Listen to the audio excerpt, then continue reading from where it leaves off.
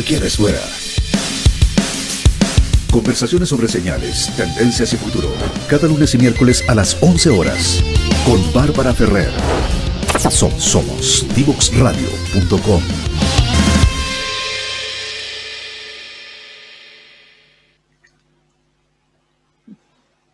Estamos de vuelta en Divox Radio, en frecuencia memética. Bienvenida, Francisca Varela. Fran, muchas gracias por aceptar la invitación. Gracias a ti por la invitación. Les voy a contar un poquito de Fran, así como de ahí le vamos a dejar que ella se presente. Francisca, Ingeniería Civil en Computación de la Universidad de Chile. Yo creo que es una carrera donde hay bastante pocas mujeres, digamos, como en ese rubro. Y en ese contexto ella es directora de la Fundación Codea. Y cuéntanos un poco ahí qué es lo que están ahí con eso.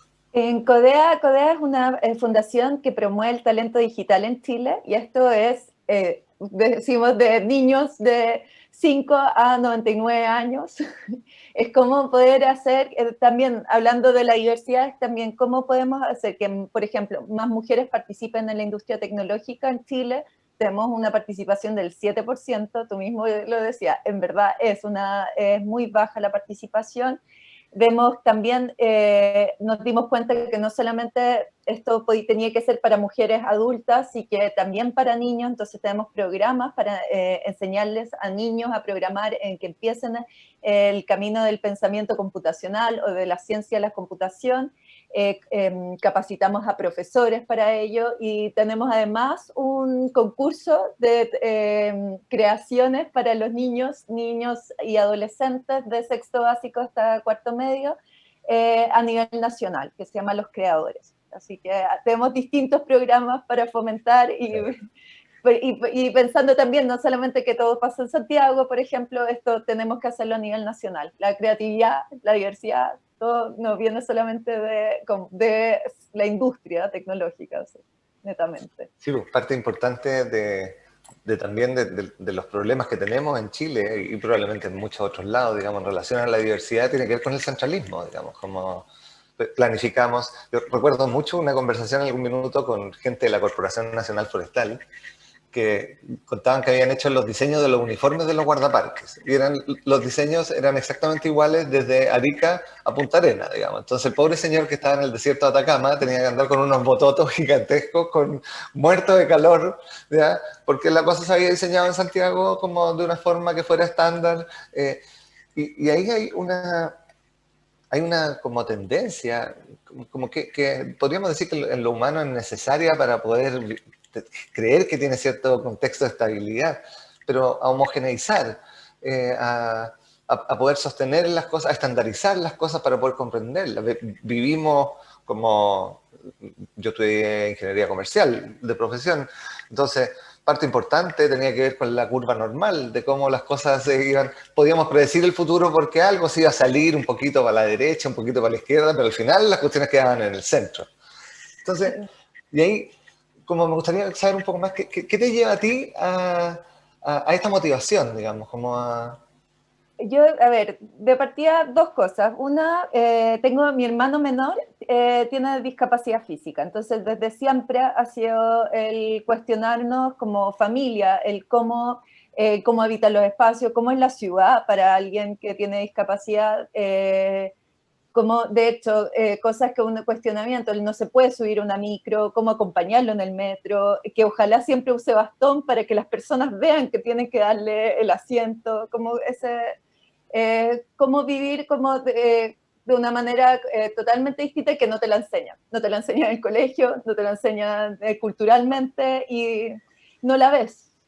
Y el otro motivo fue entrando a la universidad. Cuando entré en específico a estudiar computación, era la única mujer de mi generación, entre 90 hombres aproximadamente. Y también ahí me preguntaba por qué, siendo una de las carreras mejor pagadas a nivel mundial, son las carreras en la industria tecnológica, ¿por qué no hay mujeres ahí? ¿Y qué pasaría si las mujeres se toman ese espacio? Especialmente pensando en Latinoamérica, donde la mayoría de las familias son monoparentales, llevadas por mujeres. ¿Qué cambio sucedería en esa familia si tienen uno de los sueldos mejores pagados del mundo? Eso fue como, ahí empecé como a meterme más en el tema de la diversidad, de buscar, de encontrar, de por qué no estábamos ahí, preguntarme por qué no estábamos las mujeres tomándonos ese espacio, pero también viendo cómo podíamos tener más compañeras. De verdad se necesita, o sea, y otra cosa que me pasaba, yo de verdad quería más compañeras. Sí, claro. Anécdota como no había baño de alumnas y de alumnos en el departamento, entonces necesitaba sí o sí, hasta por cosas prácticas, el tener más compañeras. Un poco de masa crítica que equiparara un poco la situación. Sí. Pero ahí como cuando, porque ya empezamos a ver si lo miramos como cultura, Sí. que en algún minuto empieza a aparecer la conversación sobre la diversidad y que en algún minuto no era mi tema. O sea, en algún minuto de la humanidad, si el hijo nacía con algún problema, incluso lo dejaban ahí en el bosque, digamos, y se iban, digamos. O sea, veníamos, pero también eso que tenía que ver con las discapacidades físicas, que de alguna forma las especies hacen, en muchos casos hacen eso, ¿ya? Pero también empezamos a generar otro tipo de exclusiones, que son culturales, que ya que no tienen que ver solamente con lo físico, como lo conversábamos recién, como en la ciencia, sobre los paradigmas de la ciencia y los estudios de la ciencia, por qué se hacen sobre ciertos tipos de grupos de control y no se amplía y empiezan a ver como, claro, no todos tenemos las mismas reacciones frente a los mismos tratamientos. Entonces, esa variante cultural de la exclusión también es súper relevante porque somos súper ciegos a eso. Es como un sistema en el que nos insertan desde el principio, entonces las niñas juegan a una cosa, los niños juegan a otra, tienen espacios separados, como las niñas van a manualidades, los niños van a tecnología, y se empieza a generar que llegan menos mujeres a la ciencia, que llegan menos mujeres, las mujeres tienen de alguna forma como una menor valoración sobre sus capacidades matemáticas y todo eso, ¿ya? Porque no es lo que el sistema le está metiendo, y esos son puros memes que les vamos metiendo en el sistema operativo de alguna forma, son puros desde virus. pequeña, desde muy pequeña, o sea, hubo un estudio en Inglaterra que tomaban a hombres y mujeres que ellos se definían como iguales, que trataban tanto a los hombres como a las mujeres como, de la misma manera. Y le ponían a un niñito de 2 años, disfrazado de mujer. Entonces, al estar disfrazado de niñita, pensaban que era niñita y le pasaban automáticamente una muñeca y jugar, y al niñito, a la niñita disfrazada de niñito, le pasaban el auto. Y después los hacían observar esto y se dan cuenta que no trataban desde la primera infancia, ya los tratan distintos, ya el estímulo es distinto. Entonces, obviamente una niña, o sea, un niño, un auto lo va a llamar la atención, le va a llamar la mecánica, de querer desarmarlo, cómo funciona, y a una niña inmediatamente le involucran como a esto emocional, y es solamente cultural. Y es duro cuando es cultural, porque si lo miramos como el proceso evolutivo cultural, cuando uno lleva la ciencia, como la ciencia evolutiva, a lo cultural, y lo saca de lo biológico, el gran rollo es que tiene una velocidad que es muchísimo más distinta y muchísimo más rápida, digamos, que la biológica. O sea, nosotros llevamos siendo Homo sapiens miles y miles de años, ¿ya? Pero con la capacidad de estar conectados ahí con el celular y tener la cámara, la música, el video, etcétera, etcétera, llevamos como poquito, digamos. Entonces, la tecnología nos va jalonando, y ahí yo creo que ha jugado un rol bien central también en mostrar esa diversidad. Y que culturalmente aparece un paradigma que tiene que ver con la sensibilidad, que tiene que ver con que esas voces empiezan a aparecer también, y las empezamos a ver. Cuando había 1 millón de personas en la calle, ahí en la Plaza Italia, en octubre del 2019, tuve ahí la cantidad de carteles que habían de infinitas voces, infinitos grupos, apelando a distintas cosas, desde el no más tag, que me parecía como ya un poco mucho, ¿ya? Pero a distintas minorías que, ¿sabéis qué? No nos están viendo. O sea, como aquí nadie está pensando en nosotros. No podemos subir las veredas en nuestra condición, no podemos subirnos a la micro. Y que están regulando y están gestionando para un promedio estándar que no existe ese promedio estándar, digamos. Y menos como menos son hombres, o sea, como solo hombres. No, y de hecho, bueno, ahí va también una de mis preocupaciones, porque las vemos cuando eran las manifestaciones, vivo muy cerca de donde, cuando eran las manifestaciones, veíamos a ciertas personas, vemos ya en redes sociales, pero las personas que son más vulnerables y que las que debiésemos estar observando, buscando soluciones, no están ahí. Tú bien dices, o sea, no pueden tomar la micro, o bien la mamá lo está alimentando dentro de la casa porque es imposible salir de la casa al paradero en una silla de ruedas, cosas así, que uno no la... Y lo digo solamente de la discapacidad física, pero hay otro tipo de discapacidades y lo vemos como algo ajeno, ¿no? Que es algo cercano, no es de nuestra realidad, siendo que en Chile, por ejemplo, hay 10% de personas con algún tipo de discapacidad. Y ahí también ver porque hay todo un mundo de la inclusión en el mundo de la discapacidad. Yo soy parte de una fundación que se llama Náutica para Todos, que lo que busca es dar acceso a todos y a todas, digamos, a los deportes náuticos. ¿Ya? Y es maravilloso realmente poder ver cuando con una pluma, una grúa, digamos, de alguna forma tú subes a una persona que viene en silla de ruedas a un velero y lo puede manejar sola y después reporta esa sensación de libertad, de haber estado en ese espacio, como para poder movilizarme sin todas las barreras que tengo todo el día, todos los días. Pero por otro lado, también todas esas exclusiones que tenemos por estrato social, por género, por color, estamos permanentemente como sacando, no es menor que todos nuestros gerentes generales vengan como de 5 o 6 colegios nomás, digamos, o sea, sí, ese es el paradigma que hay de fondo. Sí, bueno, y ese paradigma no solamente se repite en Chile, o sea, si lo vemos en tecnología, en Silicon Valley son hombres blancos los que lideran. Y en general, o sea, no cambia quizá, claro, usan la polera negra o el Beatle negro como Steve Jobs, pero no, sí, y chalas, pero el estereotipo es el mismo, como la misma formación por detrás. Y ahí es donde yo digo como, oye, ¿qué pasa en la tecnología? O sea, porque si son ellos, son solo hombres blancos en Silicon Valley, puede haber, claro, Silicon Valley tiene más diversidad que solamente hombres blancos, hay muchos hombres, tampoco son tantas mujeres en la industria.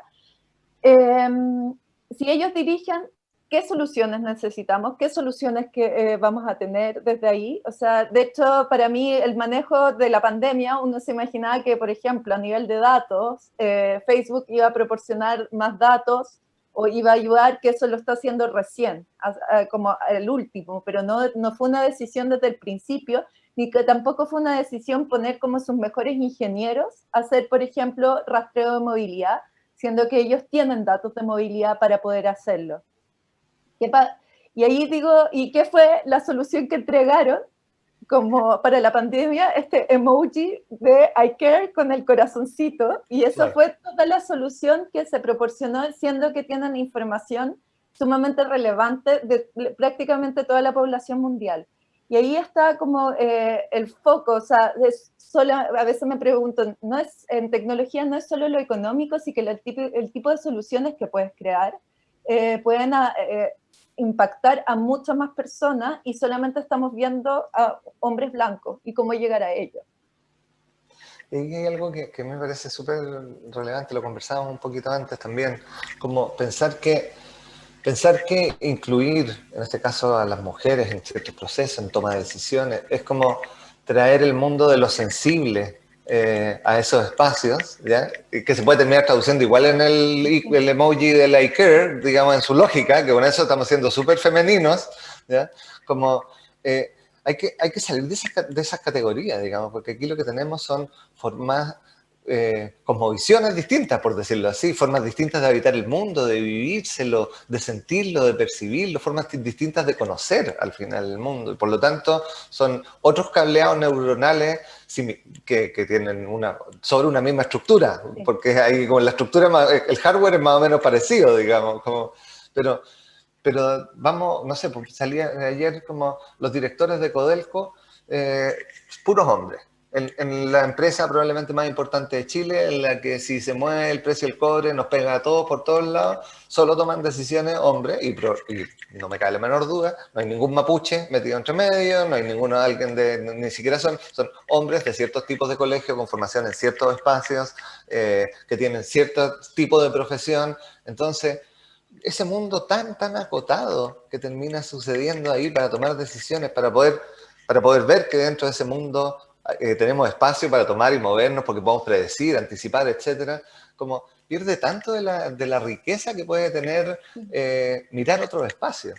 No, pierde riqueza, o sea, yo lo veo también a nivel de la pandemia por las mujeres, o sea, si no hay por ejemplo, en el directorio, un pensamiento como ya no femenino, así que cosas prácticas que le está tocando vivir a las mujeres ahora. O sea, salió un reportaje en la revista Ya de El Hombre Cero, que el 30% de los hombres no ayudan en nada en la casa, en nada, o sea, nada, y estoy diciendo ayudan, que debiese ser colaborativo, compartido, mitad y mitad, ya, y hay que analizar el otro 70% más. Entonces, en este minuto, las mujeres, salió una columna súper buena sobre el malabarismo, una mujer ingeniero comercial que decía, ¿cómo hago este malabarismo? Y no flexibilizan. ¿Por qué tengo me fijan reuniones a la misma hora que tengo que enseñarle a mis hijos? Entonces, y si no hay esos cuestionamientos, también estamos perdiendo participación femenina en las industrias, en las empresas, porque muchas de ellas, al verse sobrepasadas, están renunciando o están viendo o no se ven capaces como con sus pares hombres, y ahí, ¿qué otras cosas pasan a futuro? O sea, no es que si lo vemos solo netamente económico, las soluciones cuando vienen de equipos diversos son mucho mejores. Son más sostenibles en el tiempo, ven más aspectos. Entonces, si hablamos de una empresa que impacta la economía de Chile, como Codelco, me preocupa que no sea lo suficientemente diversa para la realidad nacional. Sí, totalmente.